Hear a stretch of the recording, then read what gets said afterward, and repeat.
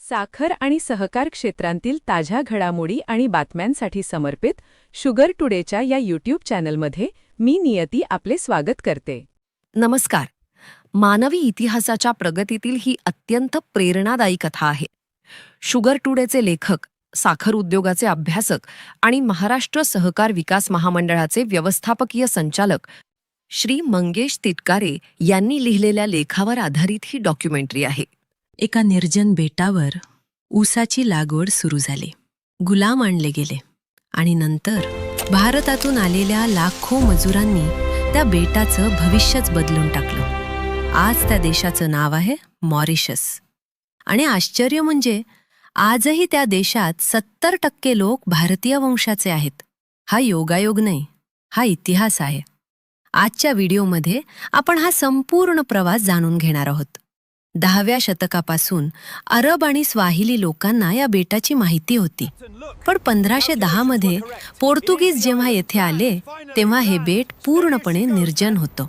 पुढे 1628 मध्ये डच लोक आले आणि त्यांनी या बेटावर आणलं ऊस. सुरुवातीला ऊसापासून अरेक नावाचं मद्य तयार केलं जात होतं. हळूहळू साखर उत्पादन सुरू झालं आणि मॉरिशसची अर्थव्यवस्था बदलू लागली. 1710 मध्ये डचांनी मॉरिशस सोडलं आणि फ्रेंचांनी ताबा घेतला. त्यांनी बेटाचं नाव ठेवलं Isle de France. French governor बुर्दोने यांनी ऊस उद्योगाचा खऱ्या अर्थानं विकास केला. आधुनिक साखर कारखाने उभारले गेले, नवीन तंत्रज्ञान आणलं गेलं आणि मोठ्या प्रमाणावर गुलामांची आयात सुरू झाली. पण या काळातही एक महत्त्वाची गोष्ट घडत होती. 1729 मध्ये प्रथमच भारतीयांना मॉरिशसमध्ये नेण्यात आलं. हे होते पुदुचेरी आणि मद्रास परिसरातील कारागीर, गवंडी आणि कुशल कामगार. फ्रेंच ईस्ट इंडिया कंपनीच्या काळात ऊस उद्योग झपाट्यानं वाढला. 1735 साली फक्त 838 रहिवाशांमध्ये 638 गुलाम होते. 5 वर्षात ही संख्या चौपट झाली. आफ्रिका आणि मादागास्करमधून हजारो गुलाम आणले गेले. मॉरिशस हळूहळू साखरेचं बेट बनत होतं. 1834 मध्ये ब्रिटिशांनी गुलामगिरी रद्द केली आणि त्यानंतर सुरू झाला इतिहासातील एक मोठा स्थलांतर प्रवास. 2 नोव्हेंबर 1834 रोजी अटलास नावाचं जहाज 36 भारतीय मजुरांना घेऊन मॉरिशसमध्ये पोचलं. हा दिवस आजही मॉरिशसमध्ये अप्रवासी दिवस म्हणून साजरा केला जातो. यानंतर जवळपास 5 लाख भारतीय मजूर मॉरिशसमध्ये पोहोचले. त्यातील 2/3 भारतीय तिथे कायमचे स्थायिक झाले. हे लोक पोर्ट लुईसमधील अप्रवासी घाट येथे उतरत असत. हे ठिकाण आज युनेस्को वर्ल्ड हेरिटेज साईट आहे. ते ऊस मळ्यावर राबले, कष्ट केले, अपमान सहन केला, पण त्यांनी हार मानली नाही. 1901 मध्ये दक्षिण आफ्रिकेतून भारतात परतताना महात्मा गांधी मॉरिशसमध्ये काही दिवस थांबले. त्यांनी भारतीय मजुरांना 3 परिवर्तनकारी संदेश दिले. पहिला, शिक्षण घ्या. दुसरा, राजकीयदृष्ट्या सक्षम व्हा. तिसरा, भारताशी नाळ जोडून ठेवा.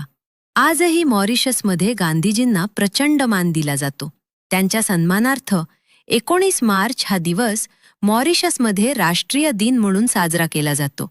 साखर उत्पादन 1812 मध्ये फक्त 467 टन होतं आणि 1949 पर्यंत ते 4 लाख टनांपेक्षा जास्त झालं. हे शक्य केलं त्या भारतीय मजुरांनी. 1968 मध्ये मॉरिशसला स्वातंत्र्य मिळालं आणि त्यानंतर अर्थव्यवस्थेत मोठे बदल झाले. आज साखरेसोबत पर्यटन, कापड, मासेमारी आणि वित्तीय सेवा हे उद्योगही मजबूत झाले आहेत. 2019 मध्ये निर्यातीत साखरेचा वाटा फक्त 7 ते 8% राहिला. पण या देशाच्या उभारणीचा पाया भारतीय मजुरांच्या घामानेच तयार झाला. आज मॉरिशसची लोकसंख्या सुमारे 12,65,000 आहे. त्यापैकी 70% लोक भारतीय वंशाचे आहेत. आज मॉरिशसमध्ये हिंदी बोलली जाते. भारतीय संस्कृती जपली जाते. योग, कथक, तबला शिकवला जातो. महात्मा गांधी संस्था, इंदिरा गांधी सांस्कृतिक केंद्र आणि जागतिक हिंदी सचिवालय ही भारत आणि मॉरिशसच्या नात्याची जिवंत उदाहरणं आहेत. 2024 सालापासून मॉरिशसचे राष्ट्रपती धर्मवीर गोखुल हे भारतीय वंशाचे बिहारी मुळाचे आहेत. पंतप्रधान डॉक्टर नवीनचंद्र राम गुलाम हेही भारतीय वंशाचेच आहेत. भारत आणि मॉरिशस यातील व्यापार 887 दशलक्ष डॉलर इतका आहे आणि मॉरिशस हा भारतातील दुसऱ्या क्रमांकाचा थेट परकीय गुंतवणूकदार देश आहे. कधीकाळी ऊस मळ्यावर काम करण्यासाठी भारतातून गेलेले मजूर आज एका संपूर्ण देशाच्या ओळखीचा भाग बनले आहेत. त्यांच्या घामातून उभा राहिला आधुनिक मॉरिशस. ही फक्त स्थलांतराची कथा नाही, ही आहे संघर्ष, संस्कृती आणि भारतीय जिद्दीची गाथा. जर हा इतिहास तुम्हाला प्रेरणादायी वाटला तर हा व्हिडिओ शेअर करा आणि चॅनल सबस्क्राईब करा.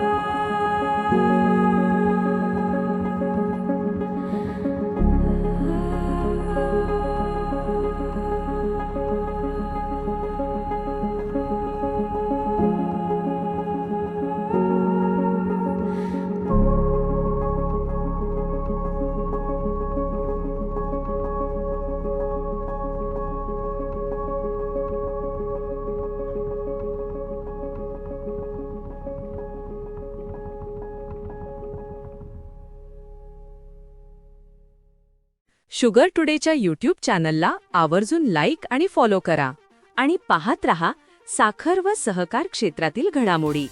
अधिक माहितीसाठी आमच्या वेबसाईटलाही भेट द्या.